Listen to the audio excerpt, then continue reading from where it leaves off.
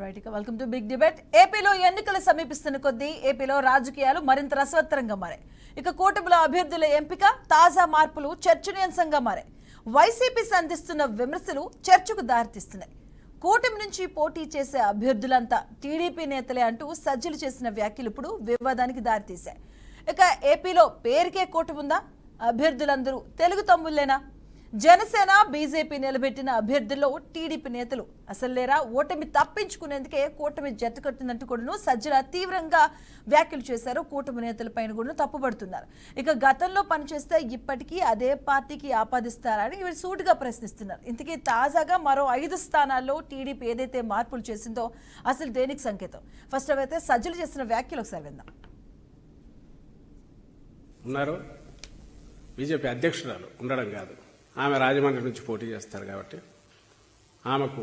ఆమె పార్టీ అభ్యర్థి అయితే, బీజేపీ నాయకుడు అయితే ఆ నాయకుడి మీద నమ్మకం లేదు కాబట్టి తెలుగుదేశం పార్టీ నుంచి తన మరిది గారికి చెప్పి ఒకరి తెచ్చేట పెట్టుకొని పైన ఒప్పించుకునే ప్రయత్నం చేస్తారని అంటున్నారు. చంద్రబాబు నాయుడు గారు ఆయన కోసం ఆయన ఏర్పాటు చేసుకున్న ఒక ఎఫెక్టివ్ సిస్టమ్. ఎందుకు అంటే ఒక పక్క తన పేరు చెప్తే కాపులు ఓట్లేరు కాబట్టి ఆ కాపులకు సంబంధించినంత వరకు ఈయన పవన్ కళ్యాణ్ గారు ఒక గట్టి నాయకుడనే నమ్మకం ఆయనకుంది కాబట్టి, పవన్ కళ్యాణ్ గారికి ఉంది కాబట్టి ఆ సెక్షన్ ఏదన్నా ఓట్లు ఇటు వస్తే చంద్రబాబు నాయుడు నమ్మరు, ఆ మొహాన్ని చూసి ఎవరు ఓట్లేరు కాబట్టి ఆయన ద్వారా అవి మొత్తంగా తెచ్చుకోవాలి. ఇంకో పక్క బీజేపీతో కేసులు ఏమి లేకుండా తన మీద సీరియస్ స్పీకర్ మీద ఉన్న కేసులు పోవాలి. అట్ ది సేమ్ టైం సెంటర్తో తన పనులన్నీ చేయించుకోగలగాలి. వాళ్ళది కాస్త మోడీ గారిది ఏమైనా ఉంటే అది కూడా తనకు రావాలి. కానీ మొత్తం సీట్లన్నీ తన పట్టులో ఉండాలి.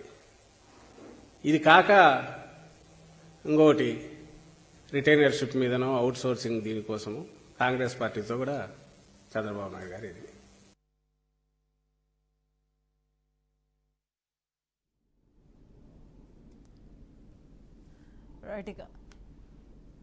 రైట్. ఇదే అంశంపైన ఈరోజు బిగ్ డిబేట్ ఉండబోతుంది. ఈరోజు మనతో పాటు డిబేట్లో పాల్గొంటున్నారు బీజేపీ నుంచి విల్సన్ గారు, మనకు కాసేపట్లో యాడ్ అవుతారు. అలాగే వైసీపీ నుంచి దస్తగిరి, అలాగే టీడీపీ నుంచి జనార్దన్ రావు గారు ఉన్నారు. వారితో మాట్లాడదాం. ఫస్ట్ దస్తగిరి గారు అండ్ జనార్దన్ గారు, గుడ్ ఈవినింగ్ అండి.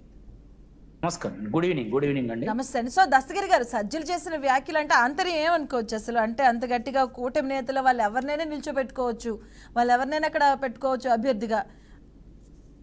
దస్తగిరి గారు.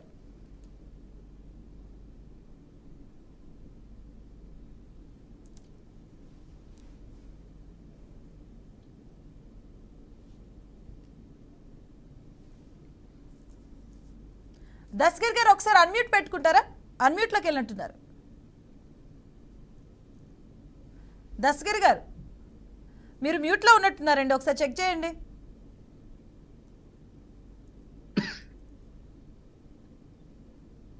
రైట్. దస్తగిరి గారు వినిపిస్తుందా? రైట్. అనేవి ఒకసారి జనార్దన్ గారితో మాట్లాడదాం. జనార్దన్ గారు, గుడ్ ఈవినింగ్ అండి. గుడ్ ఈవినింగ్ అండి. సో ఈరోజు సజ్జలు చేసిన వ్యాఖ్యలు చూశారు ఇంతకు ముందు. సో ఏమనుకుంటున్నారు దీని గురించి? ఎందుకంటే ఎన్డీఏ ఆయన అంటే చంద్రబాబు ఆయన కోసం ఏర్పాటు చేసుకున్న ఒక సిస్టమే ఇదంతా. ఆయనకి కాపుల నుంచి ఓట్లు రావు, ఆయన కోసం ఏర్పాటు చేసుకున్నదే ఇదంతా కూడా ఆయన తీవ్రంగా వ్యాఖ్యలు చేయడం జరిగింది. మీరేమంటారు జనార్దన్ గారు? ఒక్కటండి, ఆ సజ్జల గారి మాటలు వింటేనే వారిలో ఉన్న నిరాశ, వాళ్ళకు ఓటమి తప్పదన్న వాస్తవం, వాళ్ళకు మనసెరిగిందన్న వాస్తవం అర్థం అవుతున్నది, స్పష్టంగా తెలుస్తున్నది. ఇంకొకటి ఏంటి అని అంటే, ఇలా చంద్రబాబు గారు కూటమి అనేది తన కోసం చేసుకున్నారంటే అవతల పక్కన ఉన్న మిగతా కూటమిలో భాగస్వాములైన జనసేన, పవన్ కళ్యాణ్ ఏమి చిన్న నాయకుడు కాదు, అటు బీజేపీ ఏమి ఇలా కేంద్రంలో అధికారంలో ఉన్న పార్టీ. ఇది ఎవరి కోసమో ఏర్పాటు చేసుకునే సిస్టమ్ కాదు. ఒక అరాచక పాలనని అంతమొందించేందుకు వ్యవస్థల్ని చిన్నాభిన్నం చేసి ఒక భయానకమైన వాతావరణం ఆంధ్ర రాష్ట్రంలో నెలకొల్పిన ఒక కీచకుడి పాలన, ఒక దుర్యోధనుడి పాలనను అంతమొందించడానికి ఏకమైన కూటమిగానే దీన్ని చూడాలి తప్పితే, అంతేకాని ఏదో ఒక్కరి స్వార్థం కోసం ఏర్పడింది కాదు. అలా అనుకుంటే 2004లో కూడా రాజశేఖర్ రెడ్డి ఇదే చంద్రబాబు నాయుడు గారిని ఓడించడం కోసం ఆనాడు ఏది టిఆర్ఎస్ తోని కమ్యూనిస్టులతోని అందరితోని పొత్తులు పెట్టుకున్న విషయాన్ని గుర్తెరగాలనేది ఈనాడు సజ్జల గారు వైసీపీ వాళ్ళు తెలుసుకోవాల్సిన అవసరం ఉంది. కూటములు అనేటివి ఒక్కొక్కసారి భావసారూప్యత అవసరాల నిమిత్తం అంటే రాష్ట్ర అవసరాల నిమిత్తం ఏర్పడతాయి తప్పితే ఎవరి స్వార్థం కోసమో ఏర్పడవు. ఇది ఏమైనా కూటమి ఏదైనా స్వార్థం కోసం ఏర్పడిందంటే ఆనాడు పీకేను పట్టుకొని 2019లో పీకేను పట్టుకొని ఆంధ్ర రాష్ట్రంలో రాష్ట్ర జనాలను వివిధ భావోద్వేగాల పేరుతోని అబద్ధాల వార్తలతోని సోషల్ మీడియా వేదిక చేసిన ఫేక్ ప్రచారాలతోని చేసుకున్న ఆ కూటమి అలాంటి స్వార్థపూరిత కూటమిలు ఏర్పడ్డాయి తప్ప కానీ ఏ పార్టీ తన ఉనికిని పక్కకు పెట్టి తన రాజకీయాన్ని తన లక్ష్యాలను పక్కకు పెట్టి మరో రాజకీయ పార్టీతో కలుస్తున్నది అంటేనే అది రాష్ట్ర సంక్షేమం కోసం జనహితం కోసం అవుతుంది తప్పితే ఎవరి కోసమో ఒకరి కోసం. కూటమిలో ఇలా మూడు పార్టీలు ఉన్నాయి. ఒక పార్టీ స్వార్థం కోసం మిగతా 2 పార్టీలు బలవుతాయని బలయ్యే పరిస్థితిలో ఈనాడు బీజేపీ లేదు, జనసేన కూడా లేదు. కాబట్టి ఈ విషయాన్ని సజ్జల గాని వైసీపీ నాయకులు గాని గుర్తెరగాలని ఈ సందర్భంగా చెప్తున్నాం. వ్యాఖ్యలు కూడా ఎందుకంటే ఇప్పుడు తీసుకోండి మీరు 5 సీట్లు మార్చారు సడన్ గా బీఫామ్స్ ఇచ్చే టైంలో, అదొకటి. అవనిగడ్డ తీసుకోండి, దానికి సంబంధించి బుద్ధ ప్రసాద్ ఆ టికెట్ తీసుకోండి, తిరుపతి నుంచి తీసుకోండి, ఓకే వాళ్ళ వైసీపీ నుంచి వచ్చిన వాళ్ళకి ఇచ్చారు, అది వాళ్ళ ఇష్ట ప్రకారం ఇచ్చుకున్నారు. అండ్ ఇప్పుడు అక్కడ ఏదైతే విజయవాడ వెస్ట్ నుంచి సుజనా చౌదరి గారు ఎక్కడి నుంచి వచ్చిన వ్యక్తి, సీఎం రమేష్ గారు ఎక్కడి నుంచి వచ్చిన వ్యక్తి, వీళ్ళంతా మీ దగ్గర నుంచి ఎక్కడి నుంచి వచ్చిన వాళ్ళే కదా, దానికి ఆపాదిస్తున్నట్టే ఉంది కదా ఇక్కడ సీన్ చూస్తే. అట్లా అంటే మేడం 2019లో వీళ్ళ మేనిఫెస్టో తయారు చేసిన ఉమ్మారెడ్డి వెంకటేశ్వర్లు ఎవరు? తెలుగుదేశం నుంచి వచ్చిన వాళ్ళే కదా. అదే వాళ్ళు చేసిన వీళ్ళు కూడా మా అభ్యర్థులనే పోటీ చేపిస్తున్నారా? ఏంటంటే ఈయన ఎన్డీఏతో కూటమి అనేది ఏర్పడింది చంద్రబాబు ఉనికి తేల్చుకోవడానికి ఆ సిస్టమ్ ప్రకారమే ఆయన ఇక్కడ నుంచి నేతలను అక్కడికి పంపించారు. అక్కడికి వెళ్ళాక కూడా బీజేపీ వాళ్ళు కూడా అఫ్ కోర్స్ బీజేపీ విల్సన్ గారు ఇంకా రాలేదు, విల్సన్ గారు కూడా ఇంకా ఆన్సర్ చేయాల్సిన బాధ్యత ఉంది. ఎందుకంటే ఇక్కడ నుంచి అక్కడికి వ్యక్తులను పంపించి అక్కడి నుంచి నిలబెట్టుకుంటున్నారని ఆయన అంటున్నారు.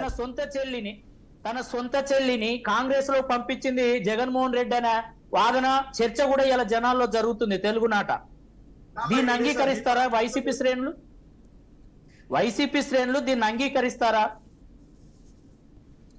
ప్రజా వ్యతిరేక ఓటును చీల్చడం కోసం, తన మీదున్న వ్యతిరేక ఓటు చీల్చడం కోసం తనను భవిష్యత్తులో 1వ 6వ సీట్ వస్తే కాంగ్రెస్ తరపున తనకు మద్దతుగా నిలవడం కోసమే ముందస్తుగా తన చెల్లెను అక్కడి కాంగ్రెస్ లో పంపించారనే ఒక వాదన, ఒక చర్చ జరుగుతున్నది అలా జనంలో. దీన్ని వైసీపీ శ్రేణులు అంగీకరిస్తారా?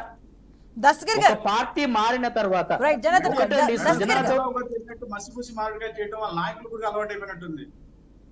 మసి పూసడం కోసమే పీకేని పెట్టుకున్నది. ప్రత్యక్ష రాజకీయం కనబడేలా చేస్తున్నాం. మీలాగా పీకేని వెనక పెట్టుకొని జనాలను విభజించుకొని వ్యవస్థలు విచ్ఛిన్నం చేసుకొని చేయలేదు. మసిపూసి మార్కెట్ చేయడంలో ఎవరు నెంబర్ 1 అంటే చంద్రబాబు వాళ్ళ కార్యకర్తలు వాళ్ళ నాయకులుగా అనిపిస్తుంది. ఎందుకంటే ఈ రోజు అవునండి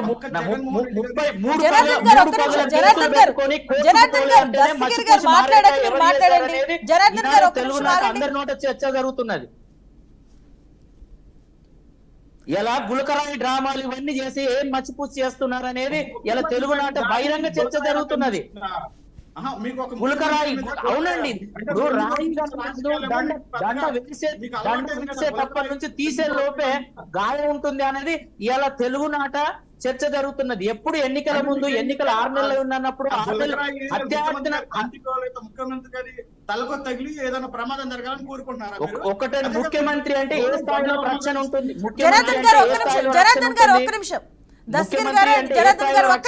జనార్దన్ గారు రైట్, దస్గర్ గారు సజ్జల గారి వ్యాఖ్యల ఆంతర్యం ఏంటి అంటే మీరేమనుకోండి చెప్పండి దస్గర్ గారు. మేడం చాలా క్లియర్ మేడం. ఆంధ్రప్రదేశ్ లో ఒక్క జగన్మోహన్ రెడ్డి గారిని ఢీకొట్టడం కోసం 6 పార్టీలు ముఖ్యంగా 3 ఎన్డీఏలు చెప్పుకుంటున్నారు కానీ చంద్రబాబుకి ఓ పక్క కాంగ్రెస్ సిపిఎం కి లోపాయకరంగా చాప కింద నీరులాగా స్పాన్సర్షిప్ చేస్తున్నారు. ఓ పక్క ఏదైతే తన కొడుకు నారా లోకేష్ పైన కానీ తన పైన కేసుల్ని నుంచి మినహాయింపు కోసం ఇటు బీజేపీ చుట్టూ తిరుగుతున్నాడు. ఇటు ఇంకొకటి ఏదైతే ముఖ్యంగా కాపు సామాజిక వర్గం చెందినటువంటి ఓటు బ్యాంకు ఎట్లాగో చంద్రబాబు పడదండి జీవితకాలం కాపు సోదరుల చుట్టూ తిరిగినా కానీ ఓట్లేదు. ఎందుకంటే గతంలో చంద్రబాబు చేసింది అంతా ఎంత కాదు కదా. ముద్రగడ్డ గారు లాంటి వ్యక్తి కుటుంబం పైన చేసినటువంటి దాడి కూడా కదా, అంతకన్నా ఎక్కువ మాట చెప్పాలంటే అలాంటి క్రూరత్వమైనటువంటి పని చూసిన ఏ ఒక్క కాపు సోదరుడు కూడా చంద్రబాబుకి ఓటు వేయరు. కాబట్టి ఆ కాపు సామాజిక వర్గంలో అధికారం కావాలన్నటువంటి ఒక ఆకాంక్ష ఉంది. ఆ ఆకాంక్షని క్యాష్ చేసుకోవడానికి పవన్ కళ్యాణ్ రూపంలో కూడా ఉన్న నేపథ్యంలో ఆ చంద్రబాబు నాయుడు గారు కూడా పవన్ కళ్యాణ్ తెచ్చుకున్నారు. ఏంటండి ఈ రోజు బీజేపీలో క్యాండిడేట్స్ ఎవరు, ఈ రోజు ఏదైతే జనసేనలో క్యాండిడేట్ ఎవరు, ఈ రోజు విజయవాడ వెస్ట్ లో ఎవరున్నారు, సుజనా చౌదరి ఎవరైనా తెలుగుదేశం పార్టీ పుట్టిన కానీ ఉన్నటువంటి నామినేట్ చేశాడు, రాజ్యసభ సభ్యుడిగా ఉన్నారు. ఆ తర్వాత పార్టీ అధికారం పోతుందని తెలిసి ముందు బీజేపీకి వెళ్ళాడు. సీఎం అనకాపల్లి ఎంపీ క్యాండిడేట్ ఎవరు, సీఎం రమేష్ గారు. ఆయన తెలుగుదేశం ప్రభుత్వం హయాంలో నామినేట్ చేసినప్పుడు ఎవరున్నారు రాజ్యసభగా, అక్కడికే పోయాడు. ఈ రోజు ఏదైతే మండలి బుద్ధప్రసాద్ గారు కావచ్చు, రైల్వే కోడూరు కావచ్చు, అనపర్తి ఎంత ఎవరు, మా పార్టీ మా గుర్తు మా జగన్మోహన్ రెడ్డి గారు బ్లెస్సింగ్స్ తో గెలిచిన రఘురాజ్ కృష్ణరాజు ఎందుకు అంత దస్తగిరి గారు వైసీపీ పార్టీలో టీడీపీ నుంచి గానీ బీజేపీ నుంచి గానీ వచ్చిన నేతలు లేరా? ఇవాళ సుజనా చౌదరిని సీఎం రమేష్ చూపెట్టి టీడీపీ వాళ్ళు అంటున్నారు. మరి రఘురామకృష్ణరాజు మీ దాంట్లోకి వెళ్ళి వచ్చారు కదా, అంటే ఇంకా మీ పార్టీ పంపించిన వాడేనా? మరి అతను మీరు కోవట్టుగా చేస్తున్నారు కదా. అంటే ఒకటండి, ఇప్పుడు మీ పార్టీ ఇప్పుడు ఎలక్షన్స్ వచ్చాక జాయిన్ అయ్యాడా, లేకపోతే మీ పార్టీలో పనిచేస్తూ జాయిన్ అయ్యాడా టీడీపీలో? అంటే మీ పార్టీలో జాయిన్ అయినప్పుడు మీ పార్టీకి అంకితమై మీరు ఏం చేసినా మీ అరాచక పాలన అంగీకరిస్తూ, మీ నియంతృత్వ పాలన అంగీకరిస్తూ మీకు బానిసల్లో ఉండాలా? చెప్పినా కానీ ప్రజలు ఎవరి పక్షం తెలుసు.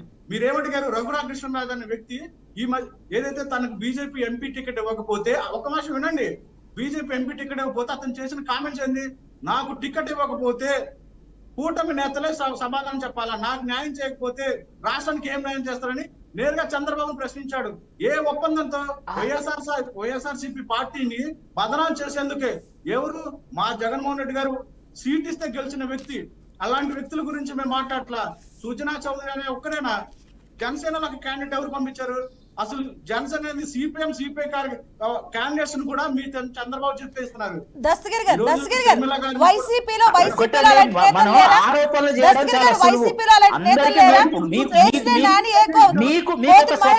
నిర్ణయాలు తీసుకునే శక్తి సామర్థ్యాలు లేవు. మీరు పీకే లాంటి వాళ్ళు చెప్తే టికెట్లు ఇచ్చేవాళ్ళు కాబట్టి మీకు అందరూ అర్థం కనబడుతున్నారు. కానీ ఎప్పుడు ఏ పార్టీ కూడా ఒకటి చెప్తే ఒకరు వినేంత పరిస్థితిలో పార్టీలు ఉండవు. ఎందుకంటే పార్టీలు అంటే మీలాగా జగన్మోహన్ రెడ్డి లేకపోతే ఆయన బాబాయిలో లేకపోతే ఒకరు ఇద్దరు నడిపేది కాదు వ్యవస్థ. ఇలా బీజేపీ జాతీయ పార్టీ, జనసేన, చంద్రబాబు, 3 పార్టీల వ్యవస్థను ఎవరో ఒకరు నిర్ణయించుకునేది కాదు. 3 పార్టీల నాయకులు కూర్చొని నాయకులు అభ్యర్థులు నిర్ణయించడం జరుగుతుంటుంది.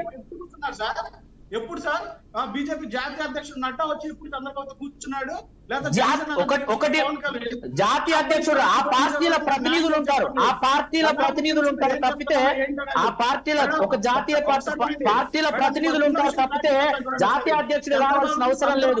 పంటవచ్చు అమ్మటవచ్చు, చంద్రబాబుకి సొంతలో మీకు కొనటవచ్చు అమ్మటవచ్చు. మీరు కొనలేదా?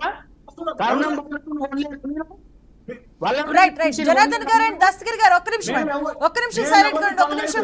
విల్సన్ గారు కూడా మనతో యాడ్ అయ్యారు, బీజేపీ నేత. దస్తగిరి గారు అండ్ జనార్దన్ గారు ఎవరు ఎమ్మెల్సీలా మీరు కొనుక్కున్నారండి బాబు. ఎమ్మెల్సీలో మేము కొనుక్కోలేదు, మేము ఓటింగ్ లో గెలుచుకున్నాం, అది ఓటింగ్ లో గెలుచుకున్నాం తప్ప ఎవరిని కొనుక్కోలేదు. క్రాస్ ఓటింగ్ పడింది, ఏమైంది? పోయింది. మా జగన్మోహన్ రెడ్డి గారికి పక్క పార్టీ నుంచి కొనుక్కోవాల్సిన అవసరంలా మా పార్టీలో కార్యకర్త నించోబెట్టి వల్లభనేని వంశీని ఏం చేశారు? వల్లభనేని వంశీని కొనుక్కోక కిరాయికి తెచ్చుకున్నారా? కర్ణం దేని తెచ్చుకున్నారు? దేని తెచ్చుకున్నారు?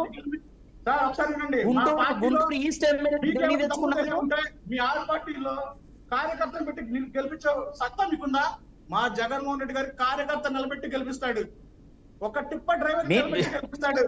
మీకు చేత అలాంటి చరిత్ర చాలా ఉన్నాయి, అలాంటి చరిత్ర తెలుగుదేశానికి చాలా ఉన్నాయి, ఇవాళ మీరు చేసిన అరాచకాన్ని పట్టుకునేందుకు ఇలా మేము చూడడం జరుగుతున్నది. మీరు 2019లో చేసింది ఏంటి? 2019లో చేసింది ఏంటి? మీ అభ్యర్థుల లిస్టు, మీ అభ్యర్థుల ఆస్తిపాస్తులు సామాన్యుల అసామాన్యులు అనేది చూస్తే నోరెళ్ళుతారు. టీడీపీ పార్టీ వెన్నుపాటికి ఎంత ఒక జాతీయ స్థాయిలో అవార్డు కూడా వచ్చు. మరి మీ షర్మిలకు చేసింది ఏంటి? మీరు మీ షర్మిలకు చేసింది వెన్నుపోటేనా? మీ షర్మిలకు చేసింది వెన్నుపోటాను ఒప్పుకుంటారా మీరు? షర్మిలకు జరిగింది ఏంటిది? జగన్మోహన్ రెడ్డి బాబుకి జరిగింది ఏంటిది? వెన్నుపోట, పోట. అవన్నీ లెక్కేసుకుంటే చంద్రబాబు గారు తెలుగుదేశం పార్టీకి గెలవడం చేత కాక దాని మీద ఏదో ఒక దాని మీద పోవాలి. మేము 2019లో రైట్. దస్తగిరి గారు ఒక్క నిమిషం. దస్తగిరి గారు 1 సెకండ్ ఆగండి. దస్తగిరి గారు, అలాగే జనార్దన్ గారు ఒక నిమిషం ఆగండి. విల్సన్ గారు కూడా యాడ్ అయ్యారు, బీజేపీ నేత. విల్సన్ గారు గుడ్ ఈవినింగ్ అండి. గుడ్ ఈవినింగ్ అమ్మా.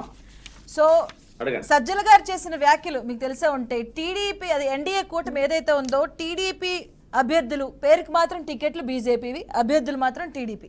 ఆయన చేసిన వ్యాఖ్యల పైన మీరేమంటారు? ఇప్పుడు ఒకసారి కూటమిలోకి పోయిన తర్వాత, మీకు ప్యానల్ ఉన్న మిత్రులందరికీ నమస్కారం. ఒకసారి కూటమిలో పోయిన తర్వాత ఎవరు ఎక్కడి నుంచి అయినా పోటీ చేస్తారు, అది వాళ్ళ ఐచ్ఛికం. కాబట్టి దాని మీద పెద్ద అంటే పొలిటికల్ స్టేట్మెంట్ లో భాగంగా ఆయన డిమోరలైజ్ చేయాలి, పవన్ కళ్యాణ్ ని డిమోరలైజ్ చేయాలి, బీజేపీని అని చెప్పి మాట్లాడింది. ఇది ఇప్పుడు ఆల్రెడీ వ్యవస్థలో ఏంటంటే గెలుపు గుర్రాల కోసం అన్వేషిస్తూ ఉంటారు. ఆ గెలుపు గుర్రాల భాగంగా కొద్దిమంది అవకాశం ఉన్న వాళ్ళకి ఈటా వస్తుంటాయి. ఇది కొంత రాజకీయంగా విమర్శలు చేసుకోవడానికి అవకాశం వాళ్ళు తీసుకున్నారు. కానీ పొత్తు అనేది న్యాచురల్ గా ఇంతకు ముందు కూడా గతంలో కూడా ఒక పార్టీలో ఉండేవాళ్ళు ఇంకో పార్టీలో పోటీ చేయడం అనేది కొత్త కాదు. కాంగ్రెస్ పార్టీలో చాలా రాజశేఖర రెడ్డి గారు బతికున్నప్పుడు చాలా మంది అట్టనే ఆ పార్టీలోకి వచ్చారు, పోటీ చేశారు, మళ్ళీ బయటికి పోయారు, బీఆర్ఎస్ లో పోయారు. ఇవన్నీ ఒక చరిత్ర. అదేవిధంగా దత్తపుత్రుడు అనే భావజాలం కూడా తప్పు. ఎందుకంటే అలయన్స్ రాజకీయం చేసేటప్పుడు వాళ్ళకి నచ్చిన పార్టీతో అలయన్స్ అవుతారు. మనతో అలయన్స్ కాకపోవడం కారణం భావసారూప్యత లేకపోవచ్చు, భావసారూప్యత వైసీపీ లేక కొన్ని రాజకీయ పార్టీలు రాకపోవచ్చు. అయితే అలాగని చెప్పి నేనేమంటానంటే, మాకు అంత అవసరం లేదు సార్ విల్సన్ గారు, మాకు అంత అవసరం లేదు. ఇప్పుడు మా పార్టీలో పొత్తు పెట్టుకొని తెచ్చుకోవాల్సినంత అవసరం మాకు లేదు. అసలు నిజంగా బీజేపీ, విల్సన్ గారు మీరు ఏం మాట్లాడుతున్నారో తెలియదు కానీ మీ బీజేపీలో పొత్తులు ఎవరైనా పోటీ చేయాలంటే మీ బీజేపీలో పార్టీ కోసం పనిచేసి, సంఘ కోసం పనిచేసే నాయకులు ఎవరు లేరా? టీడీపీ నుంచి వచ్చిన వాళ్ళకే టికెట్లా సార్? ఇది మీరు న్యాయంగా ఆలోచించండి. మీ రాష్ట్ర పార్టీ అధ్యక్షుడు సోమిరాజు చేశాడు, ఆయన ఏం పాపం చేశాడు? ఎమ్మెల్సీ మాధవ్ గారు లాస్ట్ 5 years లో పనిచేశాడు, ఆయనకి ఇచ్చారు. జీవీఎల్ నరసింహరావు గారు మీ పార్టీ వాయిస్ కొన్నారు. ఎవరికి సార్ విల్సన్ గారు? మీరు న్యాయంగా మాట్లాడండి. మీలాంటి వాళ్ళు కూడా అవకాశం ఇవ్వాలి కదా. టీడీపీ కార్యకర్తలు తెచ్చేసి టీడీపీ నాయకులు, విల్సన్ గారు మనస్ఫూర్తిగా మీరు చెప్పండి. పొత్తులు అన్న తర్వాత టీడీ కాదు, పార్టీలో పనిచేసిన వాళ్ళకి ఇవ్వాలి కదా సార్. రేపు ఏమవుతుంది? మీ పార్టీలో పనిచేసిన వాళ్ళు మళ్ళీ ఆ పొత్తు ఓడిపోతుంది, మా పార్టీకి వెళ్ళిపోతారు కదా. మీకు వచ్చింది ఎవరు? పార్టీ నుంచి మారిన కదా సార్. పార్టీ అంతర్గత వ్యవహారాన్ని మీడియా చర్చల్లో విల్సన్ గారు ఇప్పుడు దస్తగిరి గారు అన్నట్టే. ఎందుకంటే ఒక పార్టీకి వచ్చినాక, కూటమిలో ఉన్నాక ఒక పార్టీ నుంచి ఒకరు మారుతూ ఉంటారు, మీకు వచ్చి నచ్చిన అభ్యర్థులను పెట్టుకుంటారు, but everything is good. But కాకపోతే ఇక్కడ సజ్జల గారు అనే వ్యాఖ్యలు ఏంటంటే బీజేపీ నేతలు కనిపించట్లేదు, టీడీపీ నేతలు కనిపిస్తున్నారా అని అంటున్నారు. ఎందుకంటే మీ బీజేపీలో సీనియర్ మోస్ట్ నేతలు కూడా ఉన్నారు. ఇప్పుడు ఆయన దస్తగిరి గారు చెప్పినట్టు సోము వీర్రాజు గారు, మనోజ్ ఆయన కిరణ్ కుమార్ రెడ్డి గారు ఉన్నారు, జీవీఎల్ గారు ఉన్నారు. ఆయన అయితే పూర్తిగా ఢిల్లీకి అంకితం అయిపోయినట్టున్నారు. ఆయన గార్పాటి గారు ఉన్నారు, వీళ్ళంతా ఉన్నారు కదా, అక్కడ కనిపించట్లేదు. టీడీపీ నుంచి నిన్నగా వచ్చిన అభ్యర్థులను మీరు ప్రకటించుకున్నారని అంటున్నారు ఆయన. కాదమ్మా, ఇప్పుడు మేము ఏదైతే నరసాపురం నుంచి పోటీ చేస్తున్న రఘురామకృష్ణరాజు గారి ప్లేస్ లో వర్మ గారు 25 ఏళ్ళ నుంచి పనిచేస్తున్న సీనియర్ కార్యకర్తే, సత్యకుమార్ గారు కూడా పార్టీ సీనియర్ కార్యకర్తే, సుజనా చౌదరి గారు ఇప్పుడు 7-8 సంవత్సరాల క్రితం పార్టీ చేరిన వ్యక్తి, సీఎం రమేష్ గారు అంతే. అంటే పార్టీలు మారడం అనేది వాళ్ళ హక్కు. ఇప్పుడు షర్మిల గారు పక్కకు పోయి ఆ పార్టీ అంతకుముందు ఒక పార్టీ పెట్టుకుంది, ఇప్పుడు కాంగ్రెస్ పార్టీ చేరలేదా? అంటే ఒక నిమిషం దస్తగిరి గారు, ఒక నిమిషం విల్సన్ గారిని కంప్లీట్ చేయనివ్వండి. దస్తగిరి గారు ఒక నిమిషం చెప్పండి. పార్టీలు మారడం, తర్వాత వాళ్ళ అస్తిత్వం కోసం రాజకీయాలు చేయడం సహజంగా జరుగుతుంటాయి. అది సజ్జల రామకృష్ణారెడ్డి గారు అది తెలుసు, ఆయనకి తెలిసి కూడా ఏదో ఒకటి కొంత బురద జల్లాలి అని తాపత్రయం. అది ఆ తాపత్రయంలో భాగంగానే వ్యాఖ్యలు చేశారు. దాన్ని పెద్ద పట్టించుకోవాల్సిన అవసరం లేదు. అదే సమయంలో పవన్ కళ్యాణ్ గారు ఆయన తగ్గాడు, రాష్ట్ర ప్రయోజనాల కోసం ఆయన తగ్గి ఆయన 21 సీట్లు తీసుకున్నాడు. దాన్ని మనం ఒక త్యాగంగానే చూడాలి తప్ప దాన్ని ఇంకో రకంగా చూడాల్సిన అవసరం లేదు. అదేవిధంగా తెలుగుదేశం పార్టీ వాళ్ళు కొద్దిమంది బీజేపీ నుంచి పోటీ చేశారన్నారు. అదేవిధంగా వైసీపీ పార్టీ నాయకుడే కదా వరప్రసాద్ గారు కూడా ఇక్కడ మా దగ్గర పోటీ చేశారు కదా. కాబట్టి ఇది ఎన్నికల సమయంలో అటు ఇటు నడుస్తూ ఉంటది వ్యవహారం. అయితే నేనేమంటానంటే అది మంచి సాంప్రదాయమా చెడు సాంప్రదాయం పక్కన పెడితే, పార్టీలో గెలుపు గుర్రాల పేరుతో కొద్దిమంది సీనియర్లకు అవకాశం వస్తుంటాయి, కొద్దిమందికి రావు. ఇప్పుడు దళిత ఎమ్మెల్యేలని వాళ్ళ నియోజకవర్గం కట్ చేశారు. అంటే దానికి కారణం ఏంటి? ఒక దగ్గర పనికిరాని చెత్త ఇంకో దగ్గర బంగారం అవుతుంది. మరి జగన్మోహన్ రెడ్డి వైఫల్యం కదా, మొత్తం ఆయనే కదా బటన్ నొక్కేది. బటన్ నొక్కడం అనేది ఏ మాత్రం వైఫల్యం లేదు. అందుకనే 175కు 170 స్థానాలు మేము గెలవగలుగుతాం. పార్టీ కార్యకర్త నిలబెట్టుకున్నా సరే, మా పార్టీలో పనిచేసిన కార్యకర్త నిలబెట్టుకున్నా సరే మేము గెలుస్తాం. జగన్మోహన్ రెడ్డి గారు నిలబెట్టిన వ్యక్తి క్యాండిడేట్. మాకు వైఫల్యం కాదు సార్, 50% పైగా ఓటు నుంచి గెలుస్తాం. విల్సన్ గారు రాష్ట్రాన్ని ఒక నిమిషం దస్తగిరి, ఒక నిమిషం చిన్న కొంచెం ఓపిక పట్టు, తర్వాత మాట్లాడు. రాష్ట్రాన్ని అడ్డగాలుగా దోచేసిన జగన్మోహన్ రెడ్డి మళ్ళీ రావాలని కోరుకుంటున్నామంటే రాష్ట్రం మీద ప్రేమ లేదని. 45 కేంద్ర సంస్థలు ఇస్తే అదేదో చంద్రబాబు నాయుడు మీద కోపంతో ఆ సంస్థలను డెవలప్ చేయకుండా ఆపేశారు. దాదాపు 3 లక్షల కోట్లు ఖరీదు చేసి అమరావతి భూముల్ని ఆఫ్ చేశారు.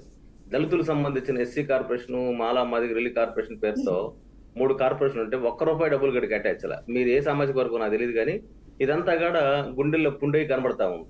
అదేవిధంగా డాక్టర్ సుధాకర్ దగ్గర నుంచి, పట్లిపు గుట్ట సుధాకర్ దగ్గర నుంచి, అదేవిధంగా కిరణ్ దగ్గర నుంచి ఒక్క నిమిషం మిత్రం, మర్డర్ చేసిన అనంతబాబుని పక్కన పెట్టుకుని తిరగడం, ఇవన్నీ కూడా ఏంటంటే దళితుల్లో వాళ్ళ గుండె గాయమైంది. ఎందుకంటే చుండూరు, పాతిక వేంపేట లాంటి సంఘటనల్లో దళితులు అనేక సందర్భాల్లో బాధపడున్నారు.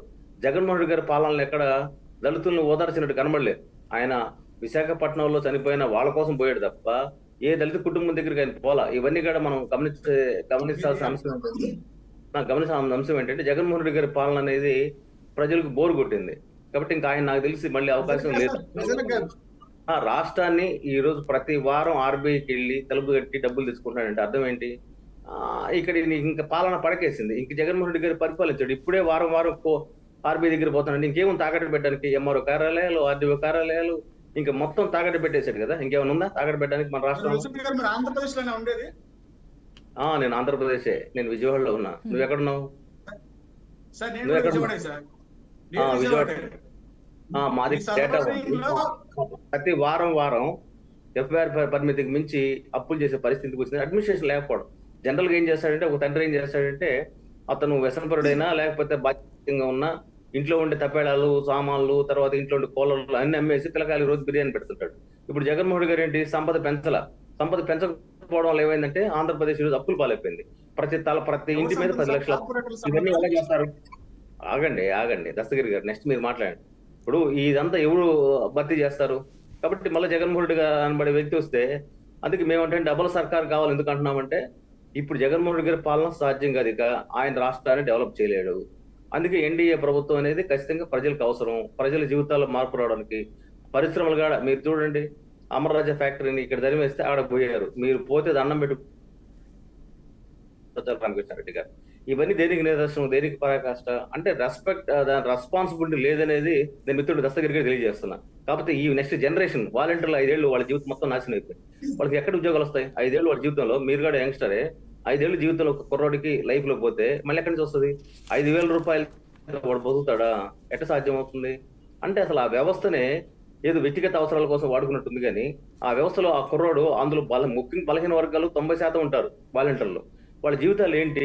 ఇప్పుడు జగన్మోహన్ రెడ్డి గారికి మాత్రం అన్ని దగ్గర ప్యాలెస్లు ఉన్నాయి, సంపద ఉంది, మద్యం పేరుతో, ఇసుక పేరుతో, సిండికేట్, మైనింగ్ పేరు సంపాదించుకున్నాడు. మా వాలంటీర్ల పరిస్థితి ఏంటి? వాళ్ళ బిడ్డల పరిస్థితి ఏంటి? మద్యం అడ్డం పెట్టి కూడా కోట్లాది రూపాయలు అప్పులు తెచ్చుకోవడం కాబట్టి ఈరోజు ఆంధ్రప్రదేశ్ 45 ఏళ్ల వయసు చనిపోతున్నారు. దానికి కారణం ఏంటి? ఇక్కడ తయారయ్యే మద్యం ఆయుష్ హరిస్తుంది. యుద్ధ భూములు చనిపోయే వాళ్ళ కంటే ఆంధ్రప్రదేశ్ చనిపోయే వాళ్ళ సంఖ్య ఎక్కువైంది. ఇక్కడ మగాళ్ళు మాయమవుతున్నారు. ఇదంతా కూడా మిత్రుడు దస్తగిరికి రాసుకొని మీరు సమాధానం చెప్పండి, నాకు అభ్యంతరం లేదు. ఇదంతా స్పష్టమైన డేటా ఉంది. కాబట్టి ఈ డేటాను దృష్టిలో పెట్టుకొని ఇంకా మళ్ళీ జగన్మోహన్ రెడ్డి ఆయన రావచ్చు. ఇప్పుడు ఆయన కోరిక మళ్ళీ మా జగన్ రావాలని కోరిక ఉండదు, తప్పులేదు. కోరిక ఉండడం తప్పులేదు, ఆకాంక్ష తప్పులేదు. రాష్ట్ర ప్రజల సౌభాగ్యం గురించి ఆలోచిస్తే జగన్మోహన్ రెడ్డి గారు ఇన్వైటబుల్ కాదు. అది డిసైడ్ అయిపోయింది. రాజశేఖర రెడ్డి వేరు, ఈయన వేరు. బాబుబంధాలు ఈయనకి ఏమీ లేవు. అక్క లేదు, చెల్లి లేదు, తమ్ముడు లేదు, ఏమీ లేదు బాబుబంధాలు. అవినాష్ రెడ్డి హంతకుడు అని చెప్పని ఛార్జ్ షీట్ లో ఉంటే ఆయన వేసుకొని తిరుగు. అది మీరు నేను చెప్పేస్తే అంత కూడా తెలిపోదు సార్. రైట్ దస్తగిరి గారు. ఫోటో మేడం అందుకే చెప్తున్నాను, తెలుసు కదా ఛార్జ్ షీట్ ఉన్నప్పుడు పక్కన పెట్టాలా, ఎందుకు పెట్టలేదు? బాధ్యత రహితం అనేది అర్థం అవుతుంది కదా. కొద్ది రోజులు వెయిట్ చేయాలి కదా. మేడం ఈ వాలంటీర్ వ్యవస్థ గురించి అండ్ అలాగే ఇప్పుడు లక్ష్మణ్ గారు కావచ్చు, జనార్దన్ గారు ఇప్పుడు గతంలో ఆ పార్టీలో పనిచేశారు, ఇప్పటికీ ఆ పార్టీకి ఆపాదించడం కరెక్ట్ కాదు అని అంటున్నారు. దస్తగిరి గారు. మేడం విల్సన్ గారు చాలా స్మార్ట్ గా చెప్పుకుంటూ వస్తున్నారు. ఇవన్నీ కూడా సెంట్రల్ గవర్నమెంట్ యాంగిల్. ఏంటి మేడం, ఇప్పుడు చంద్రబాబు నాయుడు గారు విభజిత ఆంధ్రప్రదేశ్ లో 16,000 కోట్ల లోటు బడ్జెట్ వచ్చాడు. తర్వాత 4 బిల్డింగ్ కట్టేసి 4 లక్షల కోట్లు అప్పు చేశారు. వైఎస్ఆర్సీపీ ప్రభుత్వం వచ్చిన తర్వాత ఎంత అప్పు చేసినా సరే పేదవాడి ఇంటికే సంక్షేమ పథకానికే వచ్చింది. ఈ రోజు వాలంటీర్ వ్యవస్థ తప్పుడు వ్యవస్థ అని చెప్పింది ఎవరు? ఇదే చంద్రబాబు నాయుడు గారు. ఇప్పుడు ఓట్ల వ్యవస్థ కోసం ఎలక్షన్ కమిషన్ కి ఏం చెప్పారు? వాలంటీర్ వ్యవస్థను రద్దు చేయండి, ఎలక్షన్ లో పార్టిసిపేట్ చేద్దన్నారు. కానీ ఎలక్షన్ లో మాత్రం వాలంటీర్లకు 10,000 రూపాయలు ఇస్తాం. మేము వాలంటీర్ వ్యవస్థని వారు ఉన్నటువంటి విలేజ్ లో వారికి స్వచ్ఛందంగా పనిచేస్తున్న వారికి గౌరవవేతంగా 5,000 ఇస్తున్నాం. అలాంటి వ్యవస్థను కూడా మేమే ఈ వాలంటీర్ వ్యవస్థకి ఏమి వాళ్ళు తీసుకున్నటువంటి అంశంలో వైఎస్ఆర్సీపీ పార్టీకి పనిచేసిన వాళ్ళనే తీసుకోవాలనే లేదు. చాలా మంది తెలుగుదేశం పార్టీకి కావచ్చు, ఇతరులు చాలా మంది కూడా నోటర్లుగా ఉన్న వాళ్ళు కూడా ఈ రోజు వాలంటీర్ వ్యవస్థలో ఉన్నారు. ఆంధ్రప్రదేశ్ లో సార్ విల్సన్ గారు విజయవాడలోనే ఉన్నారంటారు. సార్ విజయవాడలో ఉన్నారు. విజయవాడలో 20-25 వేలు నెల జీతం సంపాదించేటువంటి యువకులు ఎవరైనా నివసించగలుగుతారా సార్? అమరావతి కాదు సార్, ఇది ఒక corporate real estate venture sir ఇది. విల్సన్ గారు మీరు కేంద్ర ప్రభుత్వం చెప్తున్నారు. కేంద్ర ప్రభుత్వం ఏం చేసింది? ఈ 5 ఏళ్లలో కేంద్ర ప్రభుత్వం ఏం చేసింది సార్? రాష్ట్ర పార్టీలు కూడా ఈ రాష్ట్ర పార్టీలు ఎవరు కొట్టుకోవడం బాగా సక్సెస్ అయితే వస్తారనే ఉద్దేశంతోనే బీజేపీ మాత్రం ఎలాంటి రూపాయి కూడా ఇవ్వాల. పోలవరం పూర్తి చేస్తానని చెప్పింది ఎవరు సార్? బీజేపీ కదా. బట్ దస్తగిరి గారు ఇప్పుడు సజ్జల గారు చేసిన వ్యాఖ్యలకు సంబంధించి మాట్లాడితే సజ్జల గారు చేసిన వ్యాఖ్యలకు సంబంధించి మాట్లాడితే దానికి అనుగుణ ఇప్పుడు టీడీపీ కావచ్చు, బీజేపీ కావచ్చు, వాళ్ళు ఒక పార్టీ నుంచి ఈ పార్టీలో ఉంటూ ఆ పార్టీ టికెట్ కాదు కదా, ఆ పార్టీ నుంచి ఈ పార్టీకి వెళ్ళిన తర్వాత వాళ్ళు ఆ పార్టీ నుంచి ఆ పార్టీ వాళ్ళ అభ్యర్థులను ప్రకటించుకున్నారు. ఇంకా మీరు ఈ పార్టీకి సంబంధించి వాళ్ళని ఆపాదించడం కరెక్ట్ కాదు కదా. అది వాళ్ళు సూటిగా అడుగుతున్న ప్రశ్న. ఆపాదించడం లేదు మేడం. చాలా స్పష్టంగా ఈ రోజు తెలుగుదేశం పార్టీ కార్యకర్తలే ఏదైతే జనసేనలో కావచ్చు, బీజేపీలో ఉన్నారని మీకు చాలా స్పష్టంగా చెప్తున్నారు. సుజనా చౌదరి గారు ఎవరు? ఇప్పుడు మన అవనిగడ్డ నుంచి కంటెస్ట్ చేస్తున్న మండలి బుద్ధప్రసాద్ గారు ఎవరు? చెప్పండి మేడం. మీ పార్టీలో లేరా అంటే? వైసీపీ పార్టీలో లేరా? పక్క పార్టీ నుంచి వచ్చిన వాళ్ళు ఇప్పుడు కంటెస్టెంట్ గా ఉన్న వాళ్ళు లేరా? అభ్యర్థులుగా ఉన్నారు కదా, మీ పార్టీలో కూడా ఉన్నారు కదా. మా పార్టీలో అలా ఆపాదించలేం కదా, మీరు వారు ఒకటేనా అనలేం కదా. ఏంటి మేడం? మీ పార్టీలో కూడా ఉన్నారు కదా పక్క పార్టీ నుంచి వచ్చిన వాళ్ళు. మా పార్టీలో ఒకరిద్దరు ఉన్నారు మేడం. మేము ఎదురు పార్టీలు మేమేమి ఇప్పుడు 170 స్థానాలకి 170 స్థానాలు పార్టీ పోటీ చేయడానికి మేము రెడీగా ఉన్నాం. మా ప్రభుత్వం పాలన కావచ్చు నచ్చి వచ్చారు. మేము అట్టని మా పార్టీకి పనిచేసిన వ్యక్తుల్ని రోడ్డు మీద పడేసి లేక ఇప్పటి వరకు మా పార్టీకి పనిచేసిన పక్కన పెట్టు వాళ్ళకి టికెట్ ఇవ్వాలా? అక్కడున్న పరిస్థితి అనుగుణంగా ఒకరిద్దరికే మార్చాం. ఎక్కడికి పోయినా కానీ మా పార్టీ కార్యకర్తలు మా పార్టీకి పనిచేసిన నాయకులకు మాత్రమే మేము టికెట్ ఇచ్చాం. ఈ రోజు చంద్రబాబు గారు గెలవడానికి ఒక ఎత్తులు చేస్తారు, ఓడిపోయారంటే ఒకరి మీద నెట్టేయటం అది అలవాటే కదా. రైట్ ఇక జనార్దన్ గారితో మాట్లాడుతాం. జనార్దన్ గారు, ఇక ఏపీ విషయానికి వస్తే ఏపీకి సంబంధించి కూడా కేవలం పేరుకు మాత్రమే కూటమి ఉంది.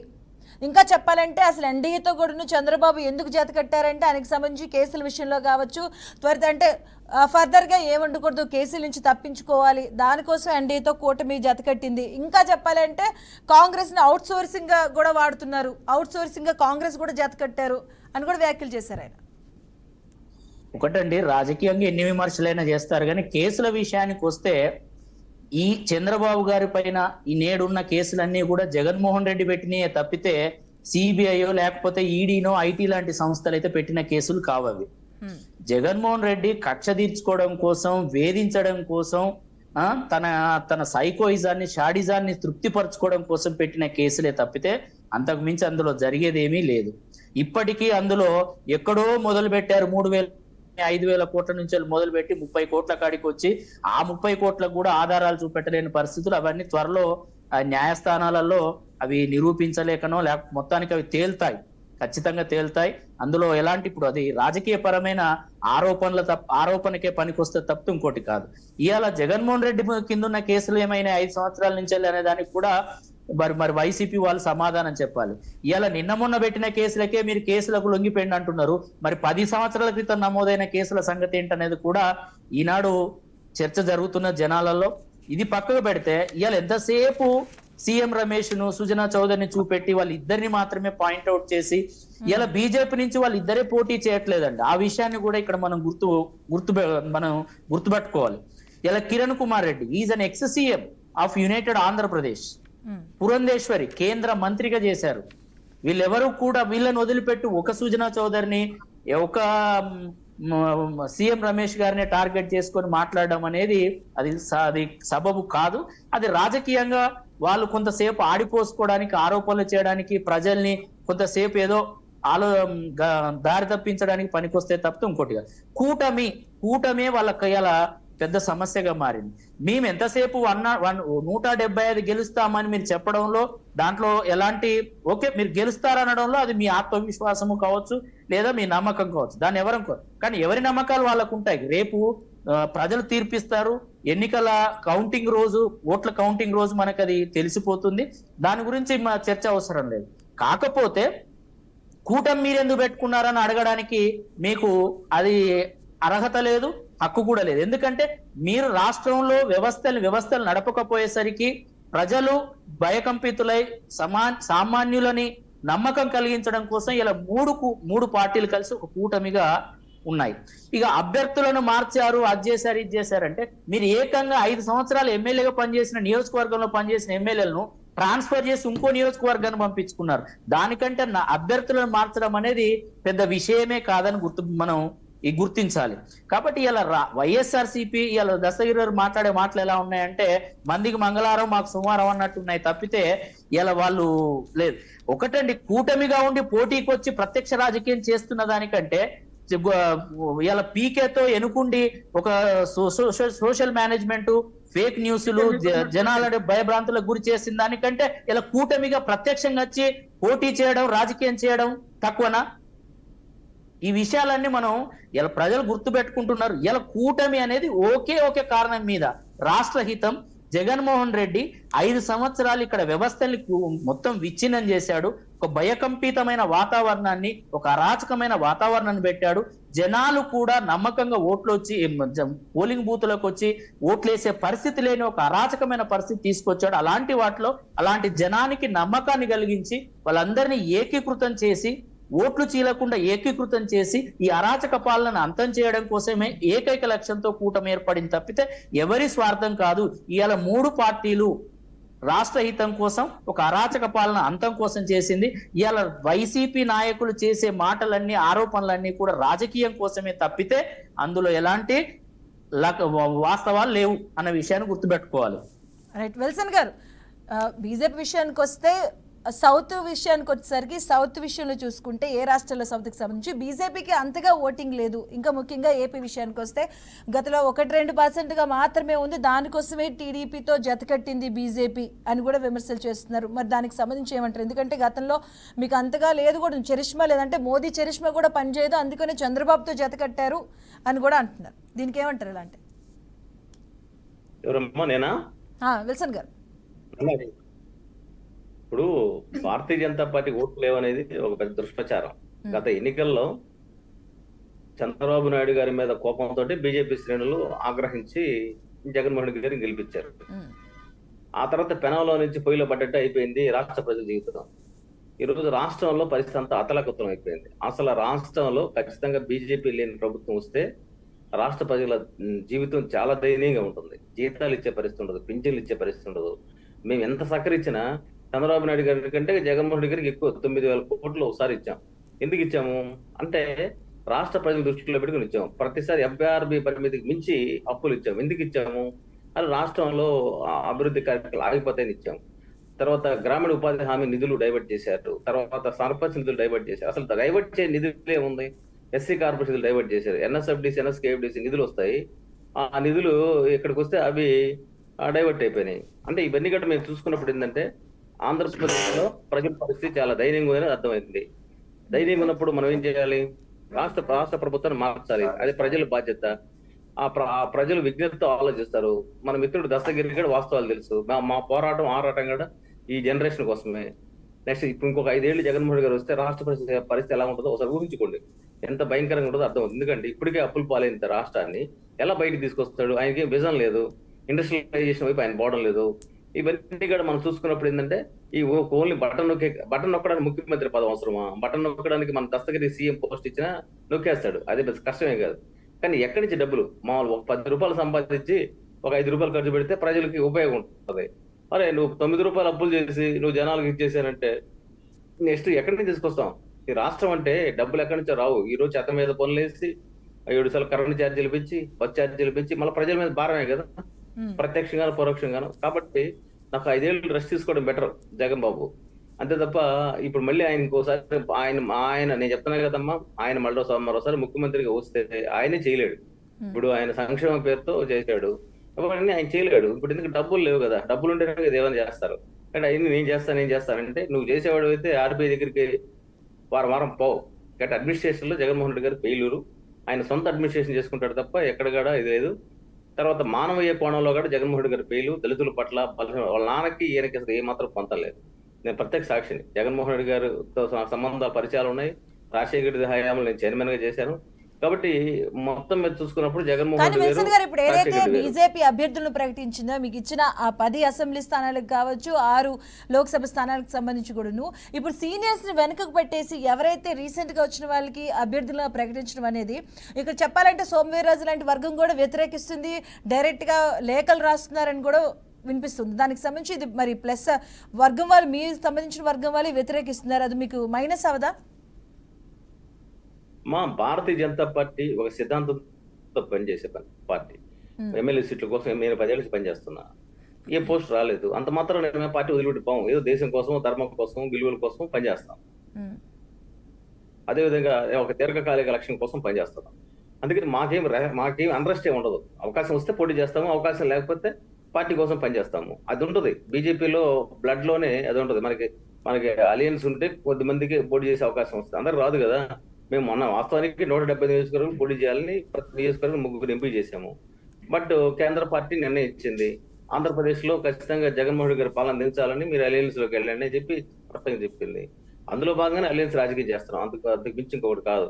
ఇక జగన్మోహన్ రెడ్డి గారు ఏంటంటే అది భారతీయ జనతా పార్టీ మైనార్టీలకు వ్యతిరేకం, క్రిస్టియన్స్ వ్యతిరేకం అనే ప్రచారం చేస్తా ఉంటారు. మైనార్టీలకు వ్యతిరేకం, క్రిస్టియన్స్ వ్యతిరేకం ఇజ్రాయల్కి ఎందుకు పోతాడు నరేంద్ర మోడీ గారు? ముస్లింస్ వ్యతిరేకం తలాక్ బిల్ ఎందుకు తీసుకొస్తారు? కాబట్టి అవన్నీ దుష్ప్రచారాలు.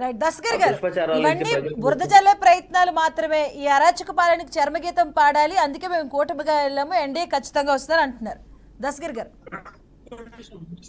చాలా స్మార్ట్ గా చెప్పారు సార్. విల్సన్ గారు, మాకు సీఎం పోస్ట్ అవసరంలా, మీ పార్టీలో కష్టపడి పనిచేసిన వాళ్ళకి ఎమ్మెల్యే టికెట్లు ఇప్పించుకోండి. తర్వాత ఆంధ్రప్రదేశ్ లో వైఎస్ జగన్మోహన్ రెడ్డి గారి పాలన రాలే కదా. ఎవరు సార్? మీ పార్టీ కష్టపడి షర్మిల గారు రాలేదు కదా ఎంపీ సీటు.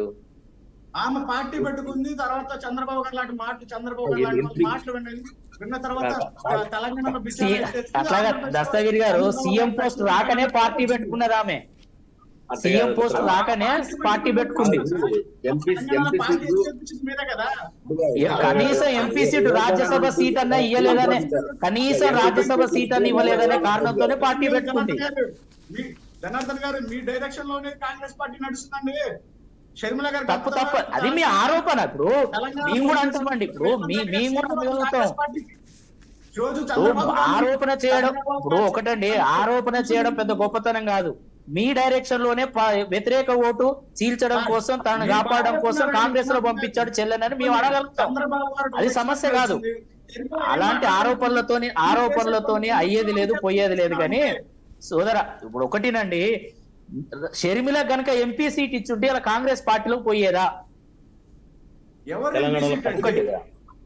తెలంగాణలో పార్టీ పెట్టేదా?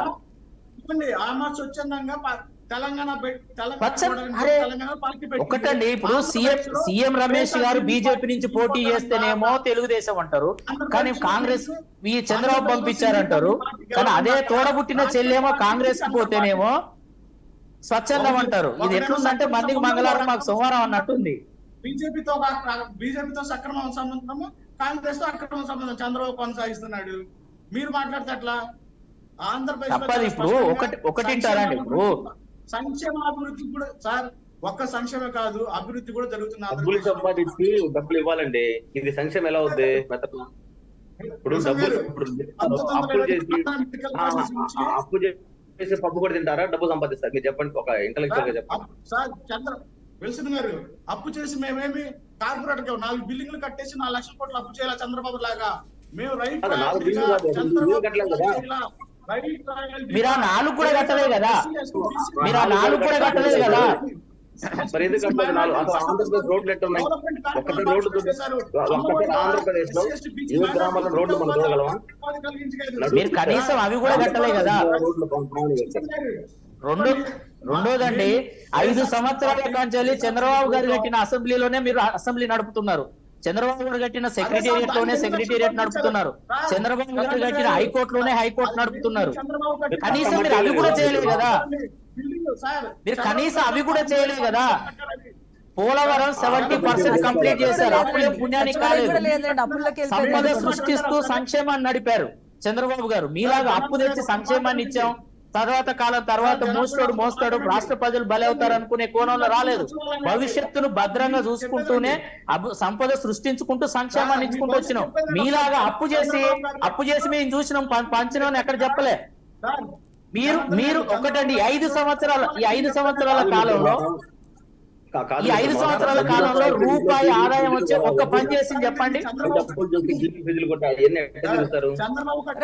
ఒకసారి జనార్దన్ గారు మీ పార్టీ విషయానికి దస్తగిరి గారు ఒక నిమిషం, మీ పార్టీ విషయానికి వచ్చేసరికి జనార్దన్ గారు, అంటే ఇంకా బీఫామ్లు ఇచ్చేటప్పుడు కూడా ఇలా అసంతృప్తులు వ్యక్తం అవుతున్నాయి. ముఖ్యంగా చూస్తే ఇప్పుడు ఎన్డీఏ కూటమి నుంచి అసంతృప్తులు ఎక్కువగా వ్యక్తం అవుతున్నాయి.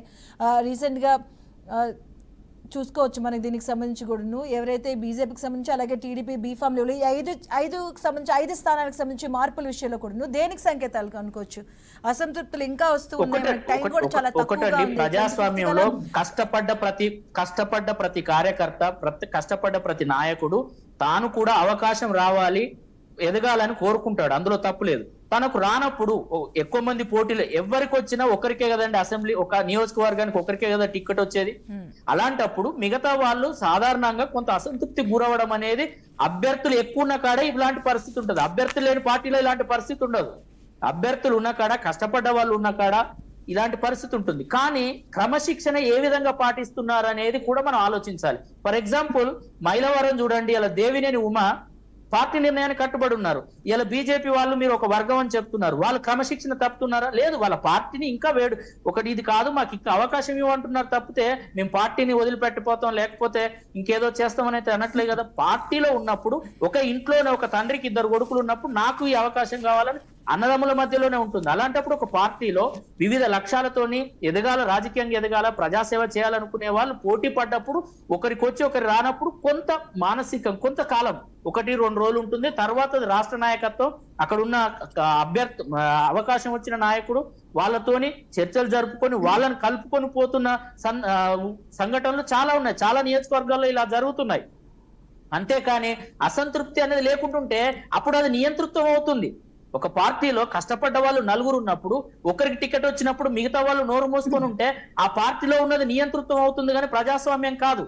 కాబట్టి ప్రజాస్వామ్యం అనేది, అవకాశం అనేది రానప్పుడు కొంతమంది నిరాశకు గురైనప్పుడు వాళ్ళకు సర్ది చెప్పి భవిష్యత్తులో అధికారంలోకి వచ్చాక మరిన్ని ఇంకో రూపంలో అవకాశం కల్పిస్తామనేది రాష్ట్ర నాయకత్వాలు, అన్ని పార్టీల నాయకత్వాలు చెప్పుకుంటాయి. సర్ది చెప్పుకొని కలిసిపోయేలా చేసుకునేందుకు చర్యలు తీసుకుంటారు. దానికి ఏదో భూతద్దంలో చూపెట్టి ఇది సాధారణం.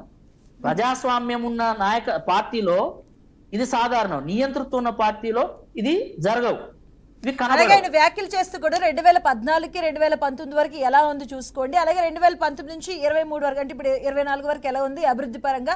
టీడీపీ వాళ్ళు ప్రజల్లోకి అంటే ఇంటింటికి వెళ్ళలేకపోతున్నారు, అందుకనే కూటమిగా కూడా ఏ సభలు కూడా నిర్వహించలేకపోతున్నారు, ప్రజల్లోకి నేరుగా ఇంటింటికి వెళ్ళి కూడా తిరగలేకపోతున్నారు అని అంటున్నారు. ఆయన అభివృద్ధి పరంగా ఏదైతే వైసీపీ వాళ్ళు గడప వెళ్తున్నారో అలా వెళ్ళలేకపోతున్నారు టీడీపీ అభ్యర్థులు అని అంటున్నారు. అబద్ధం. ఇప్పుడు మీరు లైవ్ లో చూడండి, పురంధేశ్వర్ గారు, చంద్రబాబు నాయుడు గారు, పవన్ కళ్యాణ్ కలిసి పోటీ ప్రచారం చేయడం లేదా? మీకు తెలియదా అండి? ఒక మీడియా పరంగా మీకు తెలియదా రోజుకి ఎన్ని మీటింగ్లు జరుగుతున్నాయి? కూటమి వైసీపీ ఎన్ని జరుగుతున్నాయి, జనం ఏదానికి ఎక్కువ వస్తున్నారు మీకు తెలియదా? మీరు పరిశీలన చేసుకుంటలేరా? తెలుసు జనాలు సిద్ధం సభ చూసి మేము సిద్ధం సభ చూస్తే జనాలు తెలిసిపోతుంది ఏ పార్టీ సిద్ధం సభలని ఒక్కటండి, మీరు అనుకున్నంత ఇప్పుడు ఎవరికి వాళ్ళని డప్పు కొట్టుకున్నంత ఈజీ కాదండి, అది జనాలు తెలుస్తుంది, అది బయట వస్తుంది. ఇవాళ VFX నేరుగా VFX టీడీపీ ని అభ్యర్థులు సోషల్ నేరుగా మీడియాలో చేసే ప్రజల్లోకి ఫేక్ ప్రచారాలు వెళ్ళలేకపోతున్నారు, కాదండి, నేరుగా ఇంటింటికి ప్రత్యక్షంగా వెళ్ళలేకపోతున్నారు. తెలుస్తున్నది. పర్టికులర్ గా ఆయన మాట్లాడేది సిద్ధం ఏదైతే సభలు ఏం వైసీపీ జరుగుతున్నాయి, అన్ని ఎంతమంది వస్తున్నారు, ఎలా జరుగుతుంది అనేది జనాలు చూస్తున్నారు. ఇలా మనకు వచ్చే జనాల గురించి మీకు వచ్చే జనాల గురించి మీరు గొప్ప చెప్పుకుంటారు, మాకు వచ్చే ఇది సమస్య కాదు. కానీ అసలే మీటింగులు జరగట్లేదు అనడం తప్పు, మీటింగులు జరగట్లేదు అనడం తప్పు. మీ పార్టీలో జరగట్లేదు సార్, ఒప్పుకోండి. అది మీరు అంటే కాదండి, ఇదే మీ దగ్గర వచ్చిన మీ దగ్గర ఉన్న నియంతృత్వం, మీ దగ్గర ఉన్న అప్రజాస్వామికం ఇది. ఎదుటి వారిని మీకు టాలరెన్స్ అనేది ఉండదు. ఇదే మీ దగ్గర వచ్చింది. ఈ నియంతృత్వ పోకడతోనే రాష్ట్రాన్ని నాశనం చేశారు. రోజుకు 3 నాయకులు 3 పార్టీల ప్రతినిధులు కనీసం 70 ఉన్న చంద్రబాబు ఇవాళ 110 తిరుగుతున్నాడు. అదే మీ జగన్ ఎలా తిరుగుతున్నాడు? ఇది కాదు. ఇప్పుడు జనాలు వస్తున్నారా లేదా, పెడుతున్నాయి రావంటే ఇప్పుడు ఒకటే, మీరు అసలు మీరు ఇంట్లోకి వెళ్ళి వెళ్తలేరంటారు. మీరు ఇంట్లోకి వెళ్ళి వెళ్తలేరు, మీరు తాడిపల్లి కూడా ప్యాలెస్ లోకి వెళ్ళి బయటికి వెళ్తలేవు అనడం కాదు, ఇది వితండవాదం అవుతుంది. మీరు సభలు పెడుతున్నారు, జరుగుతున్నాయి సభలు జరుగుతున్నాయి, ఎవరికి వాళ్ళు ఎవరి సాధ్యమైన రీతిలో ఎవరికి అవకాశం ఉన్న రీతిలో వాళ్ళు సభలు పెట్టుకుంటున్నారు. సభలు జరగట్లేదన్న తప్పు. జనార్దన్ గారు చెప్పండి. మీ పార్టీలో కష్టపడి పనిచేస్తే మీ పార్టీలో ఇవ్వాలి సార్, పక్క పార్టీలో టికెట్ ఇప్పిస్తే నియంత్రితం అంటారు సార్. తప్పది. ఇప్పుడు మీరు ఆ ఆరోపణే తప్పు. ఇప్పుడు ఒకటండి, ఇప్పుడు ఒక వ్యక్తికి పక్క పార్టీ నుంచి టికెట్ ఎందుకు ఇస్తారు? వైసీపీలో ఉన్న వాళ్ళు కాంగ్రెస్ వాళ్ళే కదా, మరి జగన్మోహన్ రెడ్డి కాంగ్రెస్ కదా. అదే సార్, కార్యకర్త పనిచేసే వేరే పార్టీకి పోయి పనిచేసే గురించి చెప్తున్నారు. మా పార్టీలో పనిచేసిన వాళ్ళ గురించి కాదు చెప్పేది. తెలుగుదేశం పార్టీలో పనిచేసే వాళ్ళకి తెలుగుదేశంలో ఇవ్వచ్చు, కానీ బీజేపీలో పనిచేసిన వాళ్ళకి తెలుగుదేశంలో తెచ్చిస్తా సార్. మీరు భవిష్యత్తులో ఎమ్మెల్యే ఎంపీ అవ్వాల్సిన వాళ్ళు మీ కష్టాన్ని పక్కన తీసుకెళ్ళిపోతాం సార్, అది మీరు గుర్తించట్లా. మాకు ఎంపీ ఎమ్మెల్యే పదవి లేకపోయినా ఆ రాష్ట్ర ప్రజల విషయాలను దృష్టిలో పెట్టుకొని మేము స్పందిస్తాం. ఒకటండి, మాకు పదవులు ముఖ్యం కాదు, రాష్ట్ర హితమే ముఖ్యం. మీరు కూడా రాష్ట్ర ప్రజలు అదే సార్ మీరు చెప్పారు కదా, 3 పార్టీ లక్ష్యం ఉంది సార్. మా పార్టీ లక్ష్యం ఒకటే సార్, మేము కులం చూడం, మతం చూడం, పార్టీ కూడా చూడం, సంక్షేమ పథకాలు చేస్తాం.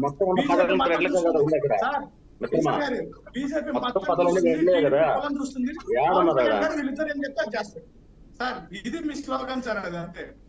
రైట్ విల్సన్ గారు, చివరిగా విల్సన్ గారు, ఇప్పుడు మీ పార్టీ విషయానికి వచ్చి మీ పార్టీలో అభ్యర్థుల చేర్పులు మార్పులు అలాగే సీనియర్ని పక్కన పెట్టారని ఈ విమర్శలు కావచ్చు, అలాగే మీ కూటమిలో ఉన్న పార్టీలో జనసేన కావచ్చు, టీడీపీలో అసంతృప్తులు కూడా నేరుగా బయటికి రావడం జరుగుతుంది. రీసెంట్గా నిన్న బీఫామ్స్ ఇచ్చే సమయంలో కూడా 5 స్థానాల్లో మార్పులు కావచ్చు. ఇవన్నీ ఎదుర్కొని ఎన్డీఏ కూటమి ఏదైతే విజయం సాధ్యమేనా విల్సన్ గారు? ఇప్పటికే విజయం ఖరారైందమ్మా. ఎన్డీఏ ఆల్రెడీ నరేంద్ర మోడీ గారికి ప్రతి ఒక్క నియోజకవర్గంలో 20% ఓట్ బ్యాంక్ ఉంది. నరేంద్ర మోడీ గారి ఓట్ బ్యాంక్ ముందు ఎవరు నిలదాలరు. స్వతహాగా ఈ 2 పార్టీలు కలిసిన తర్వాత బీజేపీ మరింత స్ట్రెంత్ అయింది, సందేహం లేదు. కాబట్టి మాకు అసలు గెలుపు గురించి కాదు, రాష్ట్ర గురించే మా ఆవేదన. మారుతి రాష్ట్ర ప్రజల గురించే. పొరపాటు జరిగింది. ఇప్పుడు సిద్ధం సభలన్నీ 90% డబ్బులు ఇచ్చి తెచ్చే సభలు అవన్నీ అందరికీ తెలుసు, దస్తగిరి కూడా తెలుసు. ప్రజలు స్వచ్ఛందంగా రావడం లేదు. క్వార్టర్ పార్టీలో 300 రూపాయల డబ్బులతో వస్తున్నారు, లేకపోతే బలవంతంగా తరలేదు. అదే ఒక నిమిషం. అయితే నేనేమంటానంటే రాష్ట్ర ప్రజలు వాళ్ళకి రాష్ట్ర ప్రజల ప్రయోజనం దెబ్బతింటుందన్న స్పృహగడ లేని వాళ్ళు ఉన్నారు. యేసుక్రీస్తు అంటాడు సెలవు మీద, తండ్రి వీళ్ళు ఏం చేస్తారో తెలియదని. అటువంటి అమాయకులు ఇప్పటికి ఏంటంటే నెల్లూరు జిల్లాలో దస్తగిరి తన ఎవరు శేషగిరి అనే కలెక్టర్ని 10 లక్షలు ఖరీదు చేసే భూమిని 30 లక్షలు సంతకం పెట్టమంటే ఆయన్ని పెట్టనంటే తిట్టాడు అనిల్. మరి ఆయన తిట్టిన అనిల్ అక్కడి నుంచి వచ్చేసాడు. ఆయన ఈ రోజు అక్కడి నుంచి ఎమ్మెల్యేలు ఎక్కడి నుంచే తీసుకొచ్చి ఎంపీలుగా పోటీ చేశారు. ఇప్పుడు అదేమంటే సామాజిక న్యాయం అంటారు. ఇది కాదు సామాజిక న్యాయం.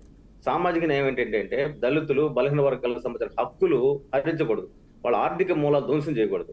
ఈ రోజు ఆటోలు, టెంట్ హౌసులు, కార్లు, ఇన్నోవాలు, భూమి కొనుగోలు పథకం ఎన్ని ఉన్నాయి గత ప్రభుత్వంలో, ఇప్పుడు ఎందుకు లేవు? కాబట్టి అవన్నీ కూడా ఆత్మ పరిశీలన చేసుకోవాలి. అందుకే జగన్మోహన్ రెడ్డి అనేక సందర్భాలు, కొన్ని 100 సందర్భాల్లో డిబేట్లు చెప్పాం. కానీ జగన్మోహన్ రెడ్డి ఎక్కడ మారరు. దస్తగిరి కూడా తెలియాలి. ఎందుకంటే మాది రెల్లి కార్పొరేషన్ పెట్టి 1 రూపాయి డబ్బులు ఇవ్వకపోతే ఆ కులాల సంబంధించిన ఎంత బాధపడతారు, వాళ్ళ గుండె ఎంత బాధపడుతుంది. 1 రూపాయి డబ్బులు లేకపోతే ఎంత పరిస్థితి ఉంటుంది రైట్ ఒకసారి విల్సన్ గారు. ఆలోచించండి. మీరు కూడా దస్తగిరి గారు ఫైనల్ గా కాబట్టి మీరు కంక్లూడ్ మరోసారి చేయండి. జగన్మోహన్ రెడ్డి గారు వస్తే కూటమి అనేది మూడు పార్టీలు కూడాను అది ఏదైతే బాగా ప్రజలకు సంబంధించి ఏపీ ప్రజలకు సంబంధించి ప్రయోజనాల కోసం వస్తున్నది కూటమి.